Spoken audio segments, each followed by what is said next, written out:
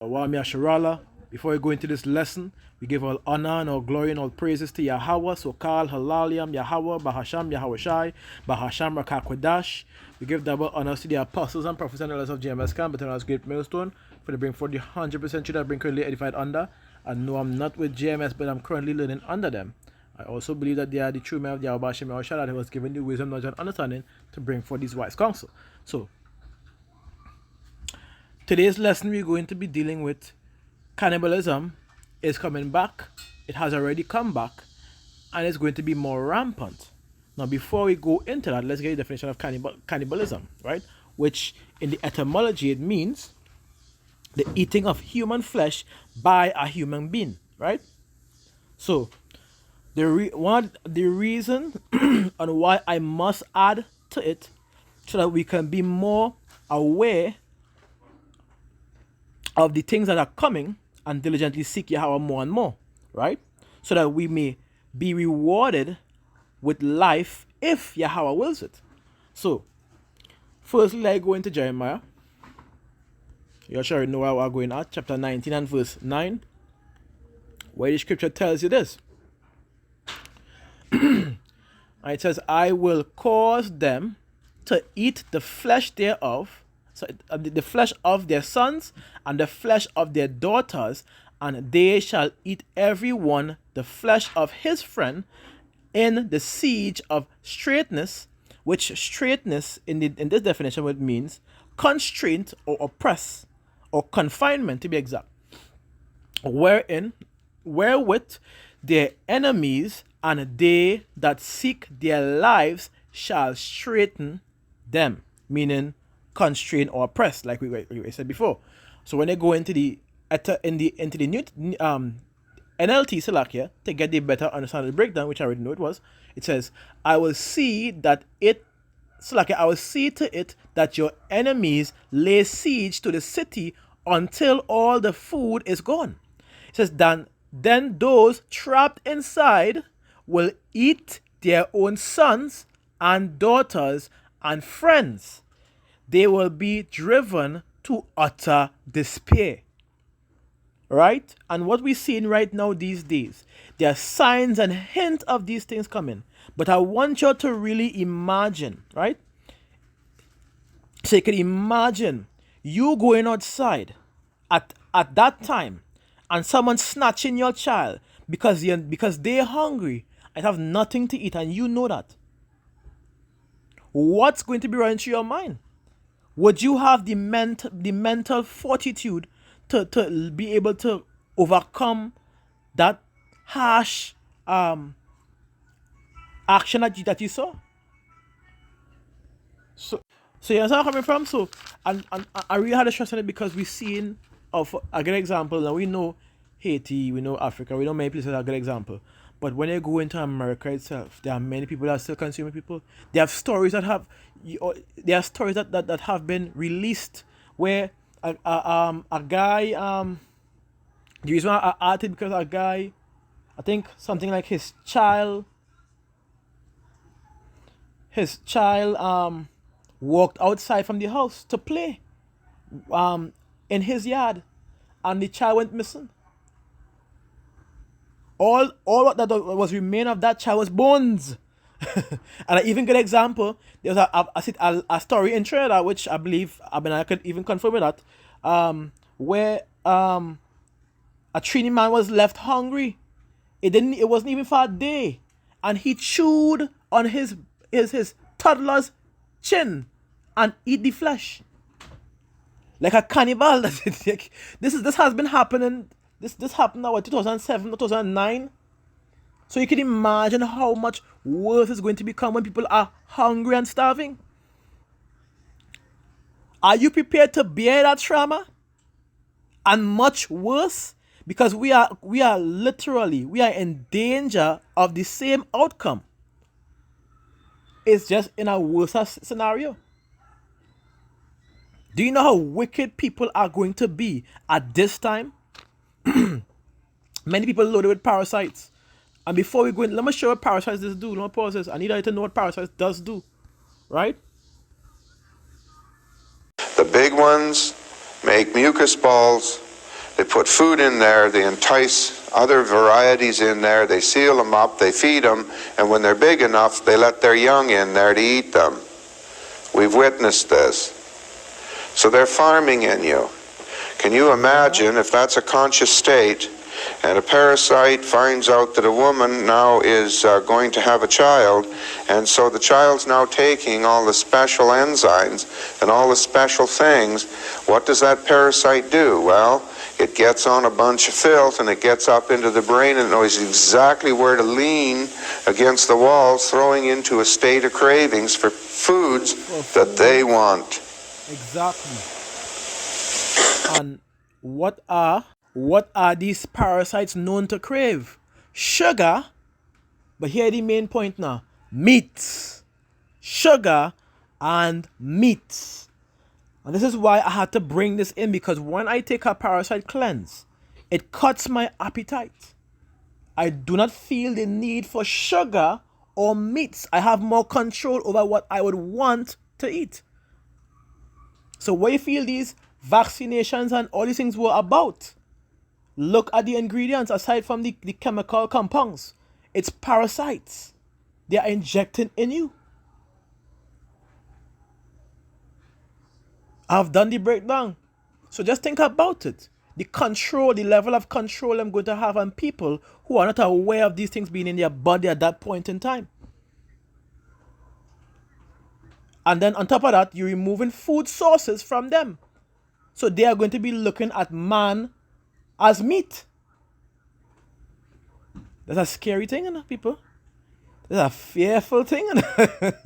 And this is the Most High's doing. That's why the Abanar brought that point on concerning even the Most High could even allow a mosquito to take you out at this point in time. A simple mosquito could inject a disease in you, and that game over on you at that point in time. The Most High in playing. You understand? The kind of things that we see happening, the Most High Yahweh Shem Shai ain't playing at this point in time. Get all your act together. But let me continue with the lesson because we just separate a little bit, right? Just to reiterate, like I was saying, people that many that are loaded with parasites because they eat defiled foods. Remember, the food on this land is defiled. Everything from clean to unclean. But much worse, imagine eating unclean, defiled foods. Where we see documentaries of people trying to roast or kill pork, parasites. I think it's a tapeworm in pork, using about, I think it's 4,000 degrees or 1,000 degrees, and that particular parasite did not die. You're not seeing that? So I just want to reiterate on a few things. So, you're already having a craving for two main sources that the parasite would like to eat. For those are, I would say, not of the elect to be exact. Because the elect going to be taken care of. That's it. The elect going to be taken care of. It doesn't matter. Right? So, just imagine that. Imagine having those loads of parasites and then being hungry at the same time. What you feel going to be your next move if you cannot get food? You're going to be eating people? Or succumb to your demise, which is starvation.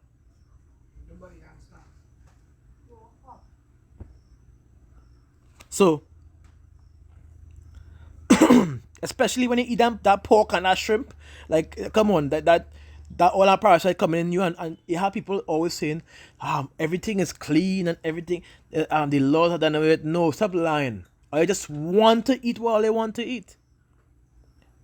People, this is a scary time you're going into, you know? A scary time. You understand? Without the proper mind that the Most High Yahweh Shem Shai reward them with, they are going to be like hungry men, sparing none. And this is truly going to be a perilous time. So let you grab 2 Timothy chapter 3 and verse 1, where it says, This know also, that in the last days perilous times shall come. Now, what is the definition of perilous times, or perilous, right? First, let me get the transliteration, but let me go into it a little bit more. It says, Strong's G 5467. Chalipas. Chalipas. right, halipas, which in the outline of biblical usage, it says hard to bear, hard to do, to take, to approach, troublesome, main point, dangerous. So this dangerous time, it's going to be a dangerous time upon us because it's going to be hard to bear because men are going to turn into savages doing whatever it takes to survive, being aggressive and fierce in their actions. Understand? Which when you go down, point A, fierce and savage. Right? And this is what some that has been given to us since in the curses, Deuteronomy. Let me grab that fast before I continue on. Deuteronomy 28, and let me go from 53. I will jump down to 57, and then we'll continue with the lesson. Right? I know I'm going off topic, but regardless. It says here, and thou shalt eat the fruit of thine own body, the flesh of thy son, and the flesh of thy daughter, which Yahweh thy power had given thee, in the siege and in the straitness, which we get the understanding of, in their oppression, or in their confinement. It says, wherewith thine enemies shall distress thee. And verse 54, it says, so that the man that is tender among you and very delicate, his eyes shall be evilward towards his brother, Salakia, and toward the wife of his bosom, and toward the remnant of his children, which he shall leave.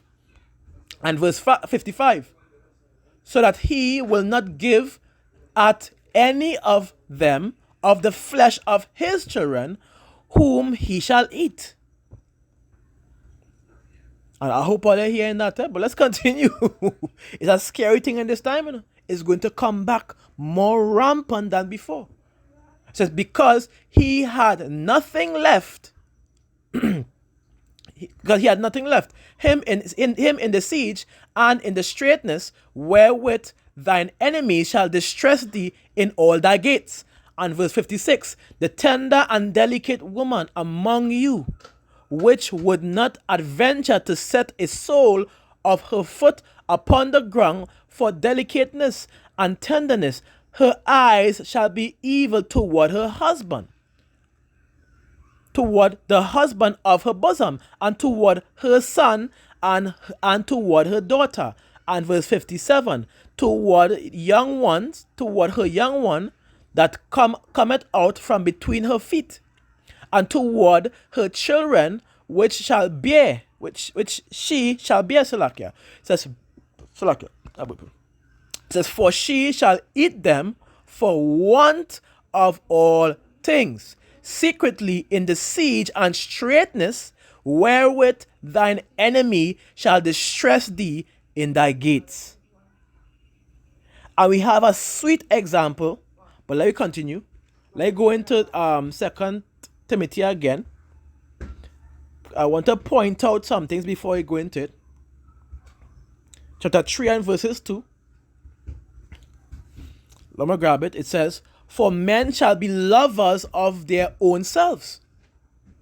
Now, everyone knows, if you are lovers of your own self, or more or less, if you care for your own self and you are trying to survive, you will try to fuck anybody else over to do so. Whether it be by eating of their flesh, taking their children, spoiling their goods. This is something that is going to come to pass. Whether we like it or not, it's going to come. So, let me grab Matthew's fast, chapter 24. We'll grab it, 24 and verses 12. And it says, and because iniquity shall abound, the love of many shall wax cold. It shall reduce to the point where these horrendous acts are going to become out of the same people that you considered that you consider to love you. And this is the truth. A good example, the Samaria cannibalism, like grab it in Second Kings, chapter 24, chapter 6, Salakia, and verse 24, Salakia. Chapter 6 and verses 24, where it says, and it came to pass after this that, Salakia, damn, Salakia for that. And it came to pass after this that Ben-Hadad, king of Syria, gathered all his hosts and went up and besieged Samaria, right? It says in verse 25, and there was a great famine in Samaria. And behold, they besieged it until an ass's head was sold for 80 pieces of silver. It says, and the fourth part of a cab of dove's dung for 5 pieces of silver. And verse 26, here is the point. Keep your ears. And as the king of Israel was passing by upon the wall, there cried a woman unto him, saying, help, my lord, O king. Right? It says, and he said, if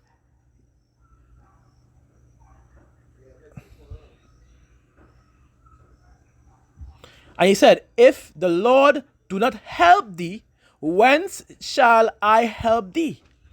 Which being Yahweh, right?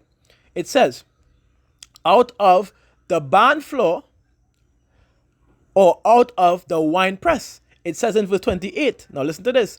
And the king said unto her, what aileth thee? And she answered, this woman said to me, give thy son that we may eat him today, and we will eat my son tomorrow. Now listen to this. So we boiled my son and did eat him. And I said unto her, on the next day, give thy son that we may eat him. And she had hid her son. She didn't want her son to be eaten, so she secured her son. This is in scriptures. This is also going to happen to us. Like many of our jakes, especially jakes women who don't have a man to secure them or to protect them. Guess what? First thing going to happen, the goods going to get spoiled. Somebody going to break in and raid them. And whatever other means they choose to do. And after the way if going to happen, they're going to be hungry. They have nothing to eat, nothing to drink. Where are they going to look to? The first thing they're going to look to is their neighbors. The neighbors have no goods now because they get ready to what's going to happen. It will come a time when people will be trading body parts to eat. Dogs even. If there's even any left. Remember, these are perilous times coming in. Dangerous times. Troublesome times. Things that is very hard for us to even bear as us being in a hard state at the point in time. Let's grab 2nd Ezra just one time. And verse chapter 15, and we'll start from verses 5. Right? 15 and verse 5. It says this. Behold, saith Yahweh, I will bring plagues upon the world. It says the sword, that is 1. Famine, that is 2.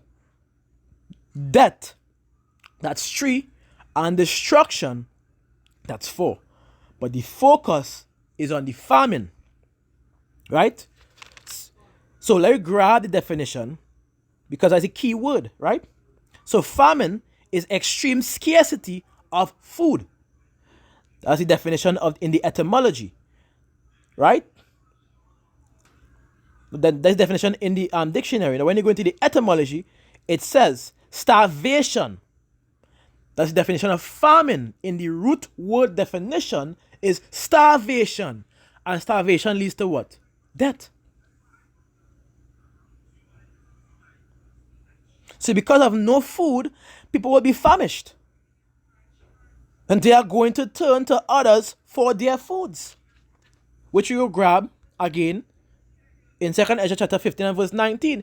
It says, let me read it. It says, a man shall have no pity upon his neighbor, but shall destroy their houses with the sword and spoil their goods. Why? Because of the lack of bread for great tribulations. Because of lack of bread. Because there's nothing literally to eat. At that point in time, the true men of Yahweh Shemosha will be known, because guess what? While everybody's in torment and struggling, they will eat and they will be merry. Let me grab our next precept as well. 2nd Ezra chapter 16 and verse 71 and 72. It says, they shall be like madmen, sparing none, but still spoiling and destroying those that fear Yahweh. It says, for they shall waste and take away their goods and cast them out of their houses. Now listen to the pointer. Then shall they be known who are my chosen, and they shall be tried as gold in the fire. See? And here's part. Hear, O ye my beloved, saith Yahweh, behold, the days of trouble are at hand, but I will deliver you from the same. So only the elect shall be delivered from this trouble.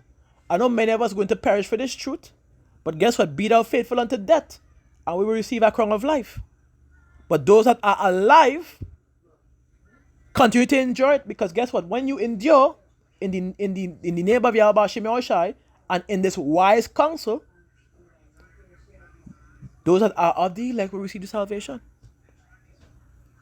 So as we see, many of those unbelievers will fall victim to this as well, as well, having their house raided. So just imagine a situation. Imagine being in that situation, having absolutely nothing to eat, right? Just imagine that. They have nothing to eat. They are going to resort to cannibalism, whether they like it or not.